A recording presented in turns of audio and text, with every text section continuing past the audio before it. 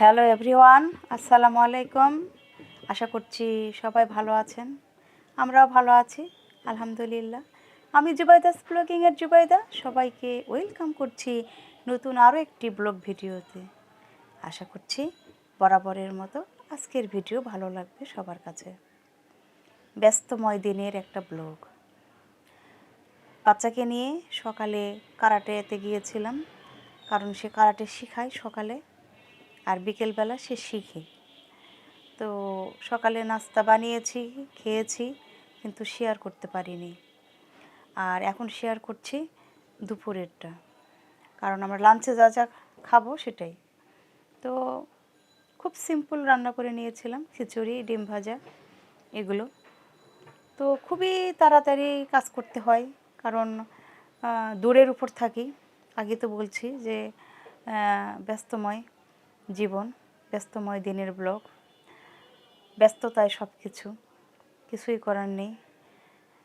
সারাদিন বাচ্চার পেছনে দৌড়াতে হয়, সপ্তাহের 7টা দিনই দৌড়ের উপর থাকতে হয়, কিছুই করার নেই। অনেকের শুক্রবার শনিবার রেস্টে থাকার কথা, স্কুল কলেজ বন্ধ, কিন্তু আমার শুক্রবার শনিবার দৌড়ের উপর থাকতে হয় আরও বেশি পরিমাণে, কারণ সকালে কারাটে শেখাতে যায় আর বিকেলে সে নিজে শিখে। এই কারণে তো যখনই সুযোগ পাই তখন একটু ভিডিও বানানোর চেষ্টা করি, তো সেটাই আপনাদের সাথে শেয়ার করছি। তো চলে এসেছি মাটির কিছু কালেকশন দেখতে। আমার খুবই ভালো লাগে, কারণ যেহেতু আমরা মানুষ, মাটির তৈরি, মাটির জিনিসটাই আসলে বেশি প্রেফার করি এবং বেশি টানি। তো চলে এসেছি এই সুন্দর সুন্দর কালেকশনগুলো দেখতে। আর যারা মাটির কালেকশন দেখতে পছন্দ করেন তাদের কাছে ভিডিওটা অবশ্যই খুবই ভালো লাগবে। তো এখানে অনেক জিনিসই আছে মাটির।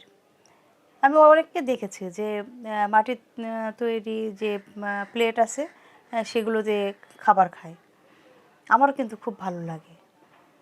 তো যাই হোক, আমার যদিও খাওয়া হয় না, কিন্তু আমি খুব পছন্দ করি মাটির তৈরি জিনিসগুলো।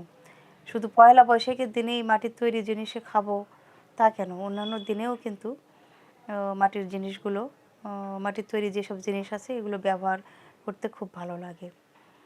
তো এখানে আমরা তো সচরাচর কয়েল ব্যবহার করি, তো কয়েল ঢাকনাসহ আছে দেখলাম, খুব ভালো লেগেছে। এখানে আগুন ধরার কোনো পসিবিলিটি নেই, চারিদিকে একটু সামান্য সামান্য ছিদ্র করা আছে ধোঁয়াটা বের হওয়ার জন্য। আবার অনেকে পয়সা জমাতে পছন্দ করেন, আমি নিজেও কিন্তু পয়সা জমাই, আমার খুবই ভালো লাগে। তো এখানে অনেক রকমের ব্যাংক আছে, বিভিন্ন সাইজের, যার যেটা পছন্দ কালেকশন করতে পারেন। আবার চায়ের কাপও আছে, খুবই ভালো লেগেছে আমার কাছে। এবং মাটির কলস দেখলাম, যেটাও খুব ভালো লেগেছে। শোপিস হিসেবে হারিকেনের ডিজাইনের যেগুলো শোপিস আছে সেগুলো ভালো লাগে। আর মাটির কলসের কথা যেটা বলছি, সামনে তো গরম আসছে, আমরা ফ্রিজের পানি ব্যবহার না করে, মানে পান না করে, আমরা কিন্তু মাটির কলসে পানি রাখলে ঠান্ডা পানিটা কিন্তু খেতে পারি, যেটা শরীরের জন্য একদমই ক্ষতিকর নয়। মাটির কলসে পানি রাখলে পানিটা অনেক ঠান্ডা থাকে, খেতে কিন্তু খুব ভালো লাগে। আসলে আমরা একদম যান্ত্রিক হয়ে গিয়েছি, ফ্রিজে পানি রাখি, ফ্রিজের পানিটাই পান করি, যেটা আমাদের শরীরের জন্য কিন্তু খুবই ক্ষতিকর, মারাত্মক ঝুঁকিপূর্ণ। তো যাই হোক, যান্ত্রিক জীবনের কথা আর নাই বলি। তো এই যে তার সাইডে কিন্তু বিভিন্ন রকমের গাছ আছে, নার্সারির মতো অবস্থা। তো এখানে লাউ কুমড়া থেকে শুরু করে ফুলের গাছ, মরিচের গাছ, বিভিন্ন রকম ফলের গাছ সবই কিন্তু আছে। আর এগুলো তো মানে অল্প অল্প মাটি দিয়ে একটা করে গাছ লাগিয়ে রেখেছে। যখন আমরা টবে লাগাবো তখন তো মাটির পরিমাণ আরও বেশি লাগবে, তো সেই মাটিটাও কিন্তু এখানে পাওয়া যাচ্ছে। যাদের দরকার তারা কিন্তু কালেক্ট করতে পারেন। আর গাছ লাগালে কিন্তু অনেক সার দিতে হয় যাতে পোকা না লাগে, বা অনেকে কিন্তু গাছ পাগল মানুষ আছে, তারা কিন্তু বেশ পরিচর্যা করে, বিভিন্ন রকমের সার তৈরি করে। তো এখানে কিন্তু সারও কিনতে পাওয়া যায়, সেহেতু এখান থেকে মাটি, সার, গাছ সবই কিন্তু নেওয়া যাবে, সাথে কিন্তু টবও নেওয়া যাবে। কারণ বিভিন্ন ধরনের টব এখানে আছে।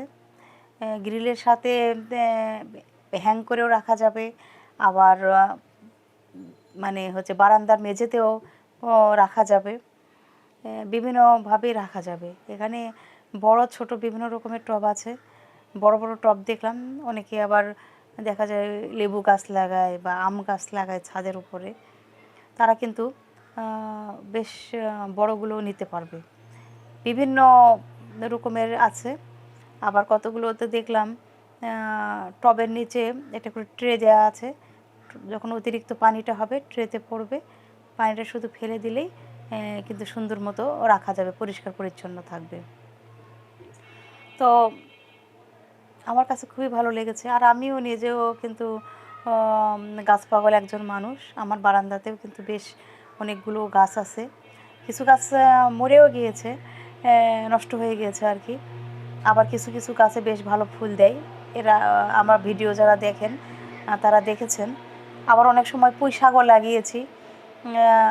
পুঁই শাক নিয়ে এসে পুঁই শাকের যে ডাঁটটা আছে সেটা লাগিয়েছি, সেখান থেকেও কিন্তু পুঁই শাক হয়েছে। তো দেখেন কত সুন্দর লাগছে।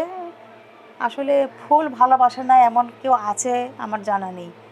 ফুল সবাই পছন্দ করে।